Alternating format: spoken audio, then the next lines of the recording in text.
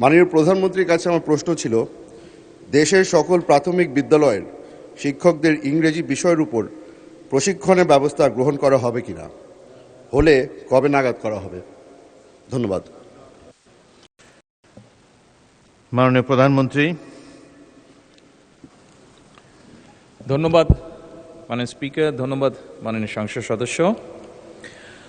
বর্তমান সরকারের ইশতেহারে দেশের সকল প্রাথমিক বিদ্যালয় শিক্ষকদের শিক্ষার মান এবং দক্ষতা বৃদ্ধির লক্ষ্যে বিশেষ প্রশিক্ষণ কর্মসূচির আওতায় আনার ওপর গুরুত্ব প্রদান করা হয়েছে। বর্তমানে প্রাথমিক বিদ্যালয়গুলোতে মোট শিক্ষকের সংখ্যা 3,76,489 জন। এর মধ্যে চতুর্থ প্রাথমিক শিক্ষা উন্নয়ন কর্মসূচির আওতায় ইতিমধ্যেই 1,30,000 শিক্ষককে ইংরেজি বিষয়ে প্রশিক্ষণ প্রদান করা হয়েছে।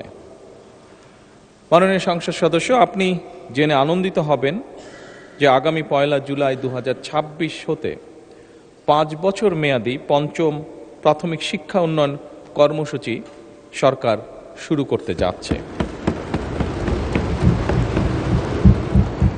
এবং এই কর্মসূচির মাধ্যমে অবশিষ্ট যে শিক্ষকবৃন্দ আছেন তাদেরকেও ইংরেজি বিষয়ে শিক্ষা প্রদানের পরিকল্পনা বর্তমান সরকারের রয়েছে। ধন্যবাদ মাননীয় স্পিকার।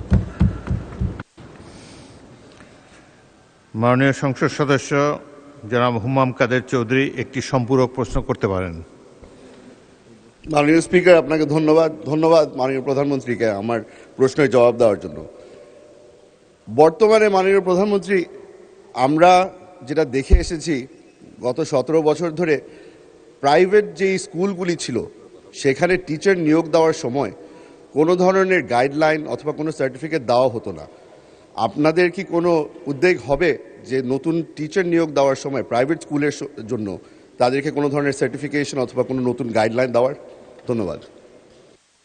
মাননীয় প্রধানমন্ত্রী। মাননীয় সংসদ সদস্য, আপনার সম্পূরক প্রশ্নের জন্য ধন্যবাদ।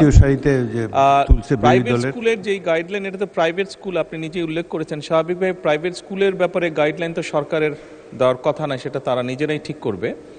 তবে এ ব্যাপারে যদি আপনার কোনো পরামর্শ থাকে সেটি আপনি যদি মন্ত্রণালয়ে জমা দেন, সে বিষয়ে নিশ্চয়ই আমরা বিবেচনা বা আলোচনা করে দেখতে পারি। ধন্যবাদ।